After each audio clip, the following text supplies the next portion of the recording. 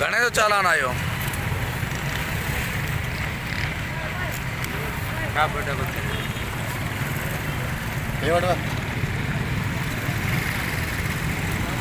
छाजो यो चालान कयो था नहीं? चालान इन शइ जो आहे जो असां इन्हनि खे डेली बुला के चई थकी जाओ तव्हां पंहिंजो निंड ख़तमु कयो मथे टुटी रहो। असां डेली जेको आहे सुमर खां वठी ख़मीस ते मुंहिंजी हाज़िरी जज साहब घुराई। आख़िर कल जज साहब चयो जेकर उहे नथा मञनि तव्हां उन मथां फाइन हणो। इन हवाले सां असां इन्हनि खे चई थकी पिया पोइ बि का ॻाल्हि ॿुधनि कोन।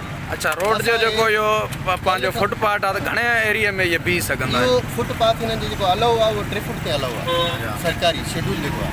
बाक़ी जेको हे अॻिते बीठा आहिनि रोड ते बीठा आहिनि हे माना गैर कानूनी बीठा आहिनि ऐं इनक्रोचमेंट कई बीठा आहिनि ऐं हिननि खे असां चई थकी पियूं पोइ हे का ॻाल्हि ॿुधनि कोन था। हाणे मजबूर थी करे असां इहा शइ हिन जे मथां फाइन ऐं सरकारी जेको असां सूमर ते वरी कोर्ट सगोरी खे वञी रिकॉर्ड्स में वञी ॾेखारियूं था। अच्छा, तव्हां सम्झो था इहो जेको तव्हां नॉर्मल चालान हणो था इन में इहे सुधरी वेंदा? न सुधिया त डेली लॻंदो हिननि में, डेली लॻंदो पूरे शहर में कल्ह खां वठी मां शुरू कयो आहे पूरे शहर में। हाणे काफ़ी फ़र्क़ु पइजी वियो आहे पर जेकर हे न कंदा ईअं त असां हिननि खे डेली हणंदासीं, चालान वधीक करे हणंदासीं।